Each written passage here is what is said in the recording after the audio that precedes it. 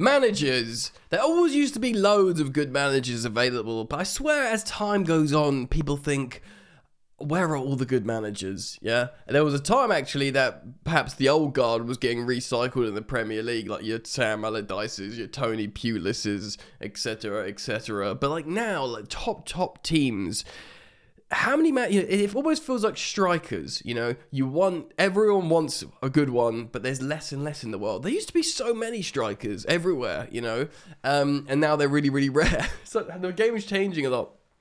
But I want to speak about managers because there are a few notable high-profile ones still, in coaching and circulation. They're getting older. There are some young managers, but in a world where, every team wants a striker, a lot of fan bases want new managers, and often the problem in their club is structural. It's not the manager. But everyone's always wants, he's the buck stops with the gaffer. They sack the manager, they get someone new. So I want to talk about the current crop of managers, maybe who's still in circulation. Of course, so many big clubs across Europe still feel entitled to have like a Galactico manager, but also we're seeing so many more risks being taken. Of course, for example, Arsenal took a big risk with Mikel Arteta, and he was quite poor for a couple of seasons. Chelsea, my club, currently taking a risk with Enzo Maresca. And indeed, we'll talk about Xabi Alonso a bit. The huge risk appointing him by Leverkusen. And he's proven to be possibly the most desirable manager in the world, considering his age. So I want to get into it today and speak about a few gaffers. Thanks for joining me, though. I upload daily on this channel, at least once a day, here on Football Yannick. So if you enjoy the talking points that I cover, the stories, or just my commentary on football, then why not like and subscribe?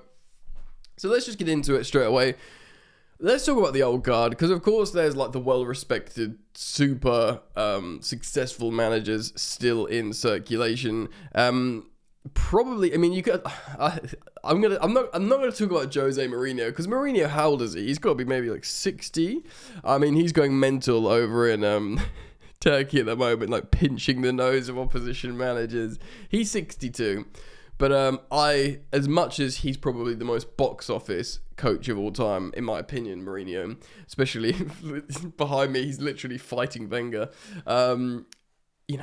Treble with Inter, the Porto Champions League, knocking Guardiola off his perch for Real Madrid. What he did for Chelsea, and indeed the trophies elsewhere, but I wouldn't say he's elite. Carlo Ancelotti, probably the oldest of the elite operating managers. He's 65 years old, Carlo. But he remains like he always was in my eyes. He's like a Galactico whisperer, and he won't be at Real Madrid for much longer. It probably will be Xabi Alonso, who of course played for them, who goes there at one point.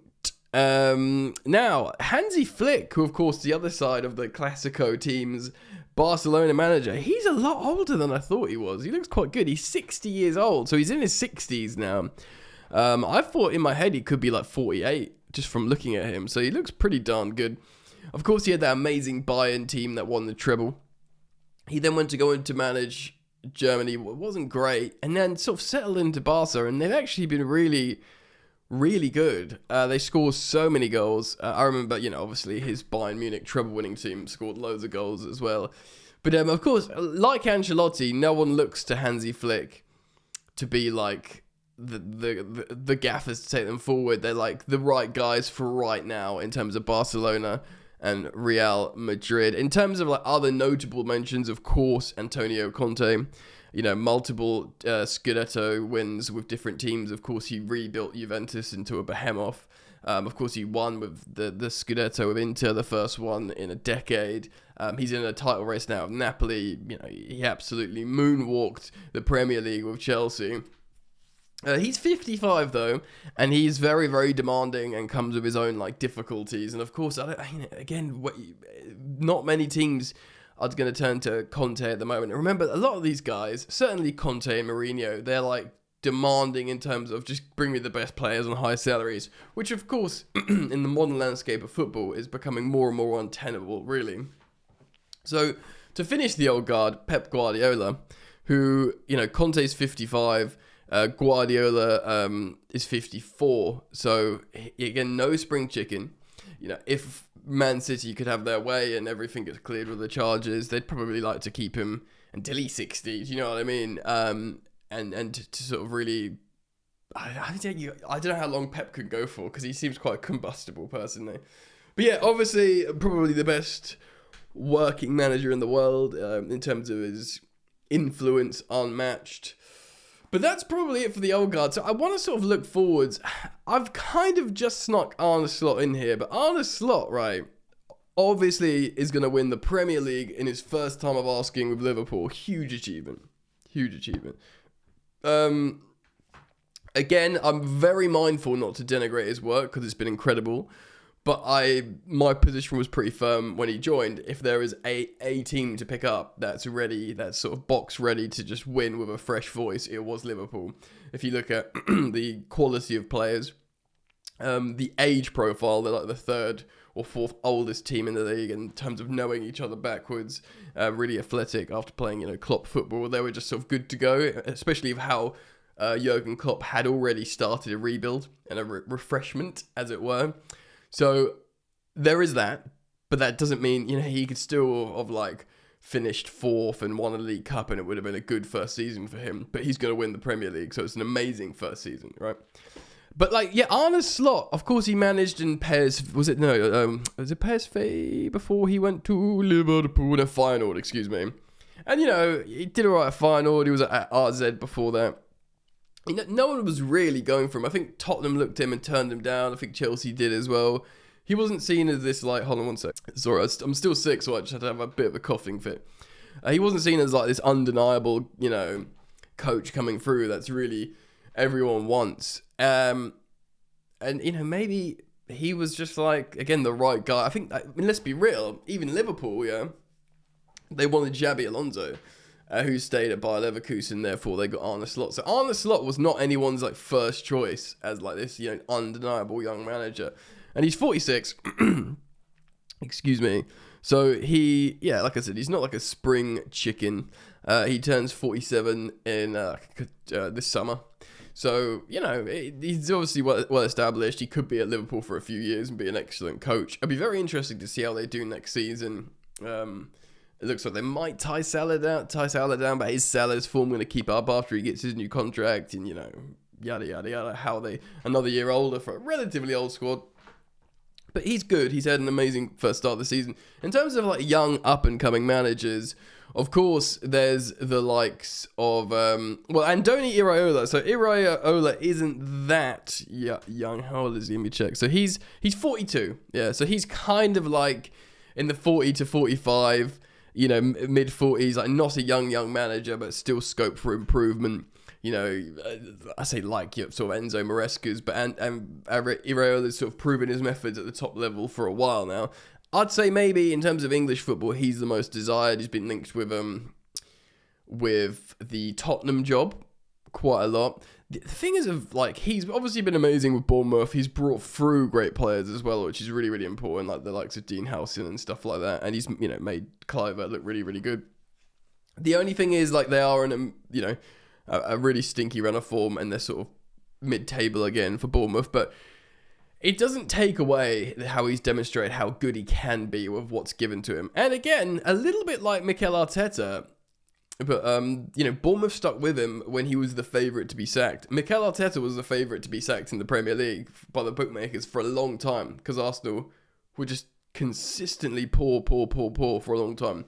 A lot of people thought they thought the dismissal of the previous manager was cold, and then this guy, the Spanish football manager comes in and just does bad for ages, and they're like, I shouldn't have sacked him. But then he does well, and it pays dividends, and suddenly he's a really highly rated young manager. Of course, risks are being taken now. Like I said, my club taking Enzo Maresca. Of course, he was on the coaching staff of a treble-winning season with Guardiola. So maybe he would have learnt methods, winning this, that, and the other there, and of course won the championship. But we are through the looking glass now when Chelsea hire a championship manager, essentially. But this is what the landscape is now in football, where it's not all lies on the manager. It's a system, it's a collective, it's sporting directors, it's analysts, it's this, that, and the other. And the coach needs to be the coach.